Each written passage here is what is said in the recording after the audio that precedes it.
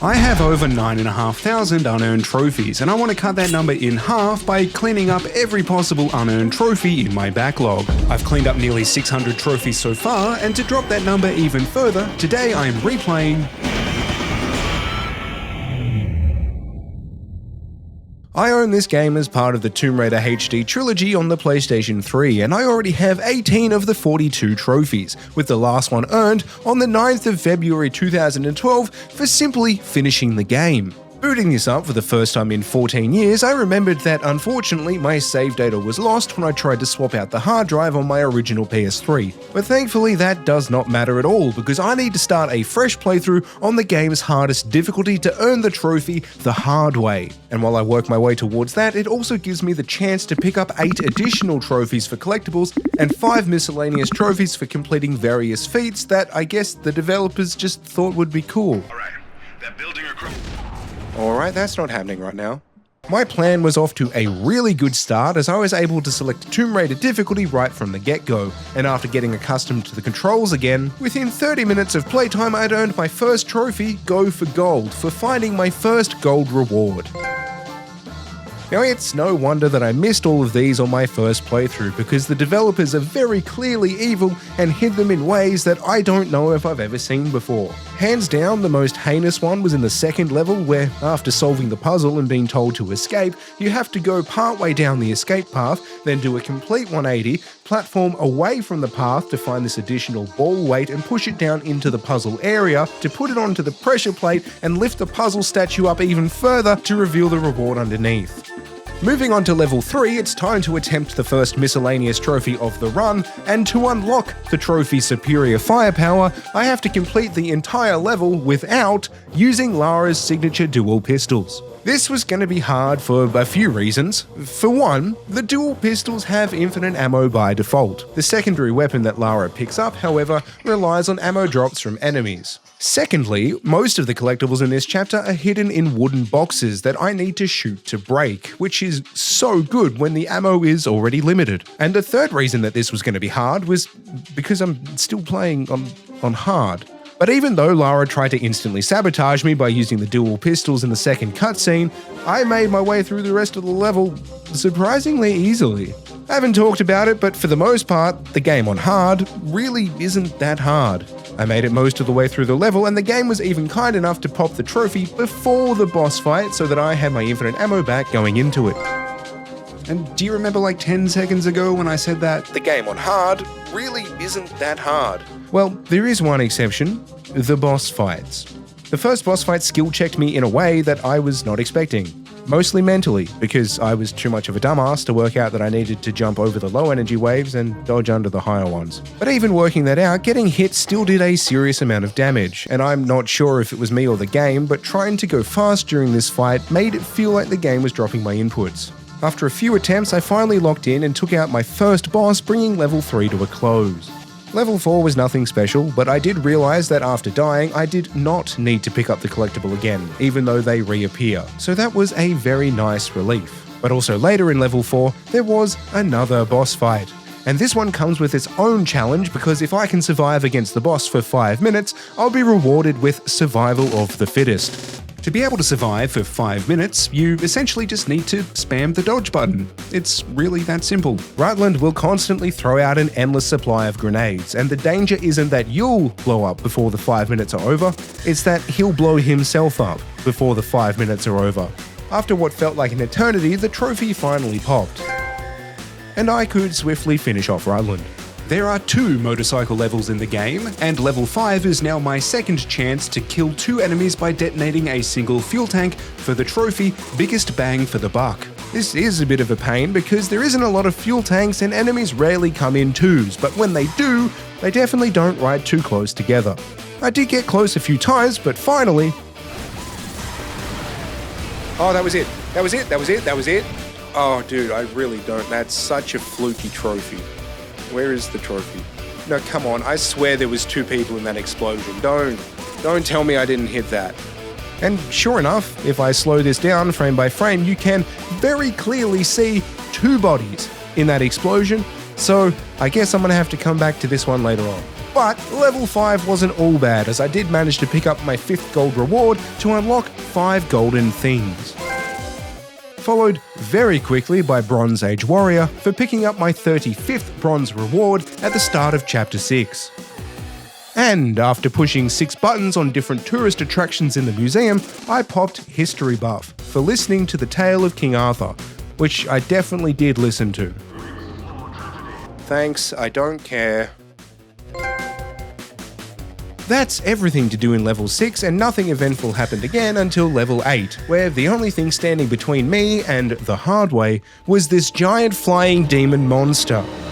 I remember only one thing about this game from my first playthrough in 2012, and that's that this boss fight was insanely tough, even on the easiest difficulty. And it wasn't too long before I was reminded of how difficult it was when it absolutely obliterated me. This is not going to be a good time, is it? This boss not only dishes out insane amounts of damage, but can also dodge your attacks really easily. After you deal enough damage to it, it will periodically drop and give you a chance to damage the host, but this downstate is so short that sometimes I couldn't even make it across the arena to hit the button. Hands down, the most frustrating thing about this boss is that when you're knocked down, Lara cannot get up quick enough before being hit again. So if you're lucky enough that you don't just get blasted off the side of a cliff, you can just get stuck in a stun lock and watch your health drop until you have to restart. It's so good. After being stuck in this boss fight for no less than 20 minutes, I caved and looked up some strategies only to find that there were none. Yeah, so the guides pretty much just said it's a fluke. Good thing for me though, I'm not just old, I'm also stubborn. And I kept retrying until after another 30 minutes of attempts, I pulled the fattest Uno reverse card and managed to stunlock the boss just long enough to get in that final blow, triggering the final cutscene on what was an unexpectedly fantastic story. With the credits rolling, the trophy for the hardest difficulty popped. But none of the collectible trophies. Which is weird because I definitely picked up every single one of them in the story. But it turns out that that's because Croft Manor is a completely explorable level that you can select from the main menu, and it has 27 more rewards hidden in it. And after being stuck in that boss fight for so long, this was a really, really pleasant way to unwind. The next collectible trophy to pop was 30 pieces of silver for finding 30 silver rewards. Queen of the Bronze Age for 60 bronze rewards, copper and tin for the win for finding all of the bronze rewards, you got the silver for all the silver rewards, and finally, gold hoarder for all of the gold rewards. Now, during my playthrough, I managed to miss 2 miscellaneous trophies, and I could very easily level select and replay to the point that I need to attempt them again. But instead of doing that, I decided to try and save a little bit of time by going for them during the next phase of this platinum, the time trials.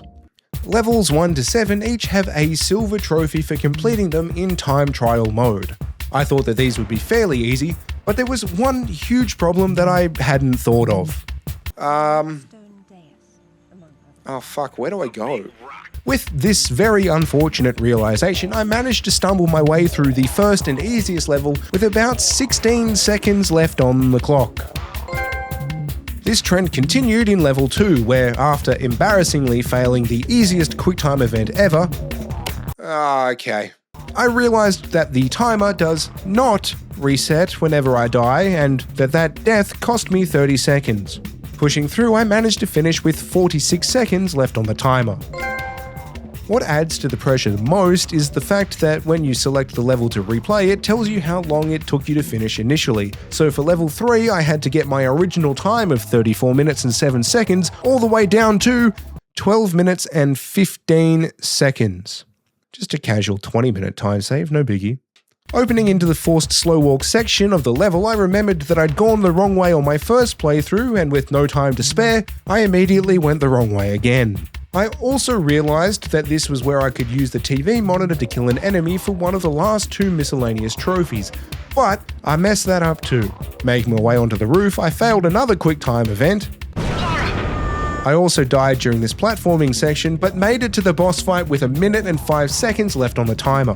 This was going to be pretty clutch, but I was feeling quite confident. I was landing all my shots, I was spamming grenades, which was doing surprisingly well, and as I threw my last one, confident that it would drop the boss to 0, I ran out of time. Literally another 10 seconds would have gotten this done. The replay though went really well. I didn't go the wrong way, didn't fail the quick time, and finished with a whole 2.5 minutes to spare. For level 4, I needed to get my initial time of 58 minutes down to 20.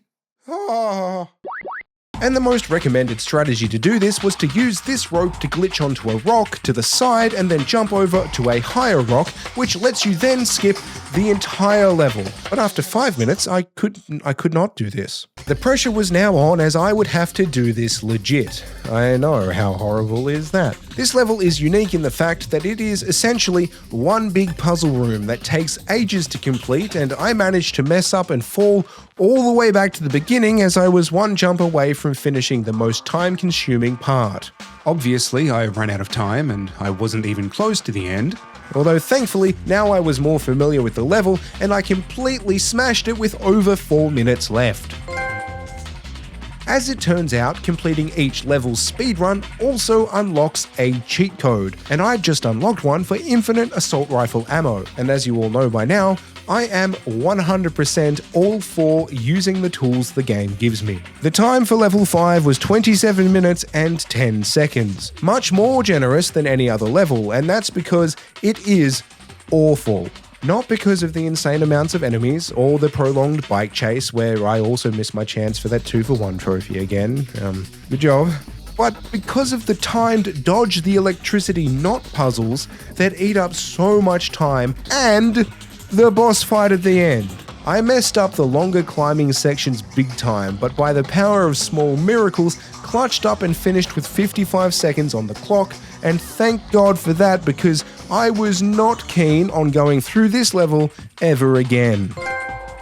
Level 6 was also really generous with its time limit, probably because there was another boss fight at the end, but don't worry, because the internet said that there was a way to skip both the time-consuming puzzle and the boss fight in one go, but shocker, I couldn't do this skip either. But at least this time it was not my fault. Yeah, so the internet says there should be rubble here for me to jump on, and there's not. But guess what? It didn't even matter, because even though I couldn't remember how to do the puzzle, and I was getting absolutely shredded by the boss that they borrowed from the intro to God of War, I finished with a whopping 6 minutes left. Level 7 required me to drop my time from 34 minutes down to 14, and this was such an easy level that I finished with 3 minutes left, and there's not even anything interesting to point out. The final level does not have its own trophy, but completing its time trial is the last thing I need to do to unlock the trophy for beating all of the time trials.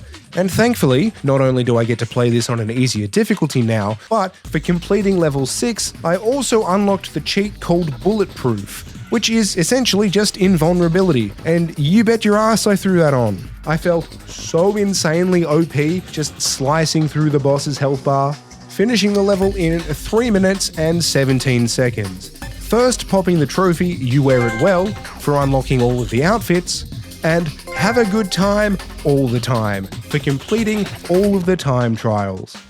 But now it's time to revisit level 3, as it is the only level that I'm able to get a kill with the TV monitor for the trophy Kill with Your Television. I could not for the life of me line up enemies under the TV, meaning I reset the level a lot, which was especially painful with the forced slow walk I had to do every single time I needed to try again. And when I finally got my first kill, the trophy didn't pop.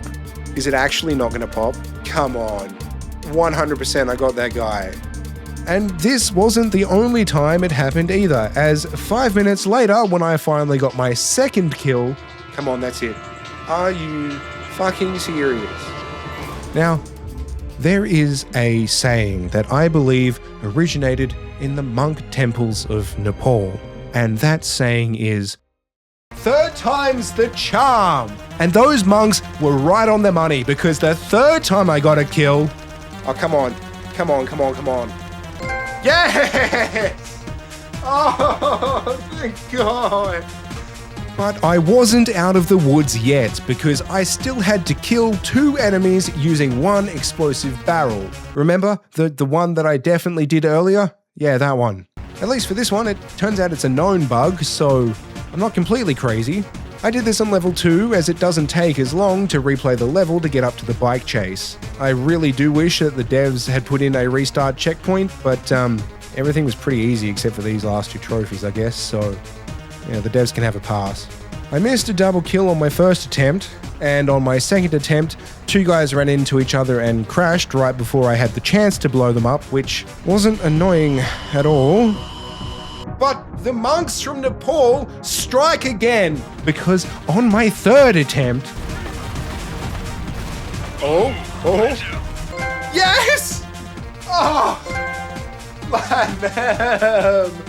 I had a really good time coming back to Tomb Raider Legend. If you have not played it already, I definitely recommend picking it up. It was also just nice to have an interesting story that didn't take itself too seriously. A really nice break from all of the serious drama that most of the big games try to incorporate nowadays. If you made it all the way to the end here, I really do hope that you enjoyed the video. Thank you so much to all of my returning subscribers. It really does mean a lot to me. And if you are new and you like this video, maybe consider subscribing. Hit that like button to boost it up through YouTube's algorithm. And I do have a catalog of other platinums that might tickle your fancy. Also, I do have unfinished trophy lists for the other 2 games in this collection, so let me know if you'd be interested in seeing those. But anyway, I will see you later. Bye-bye.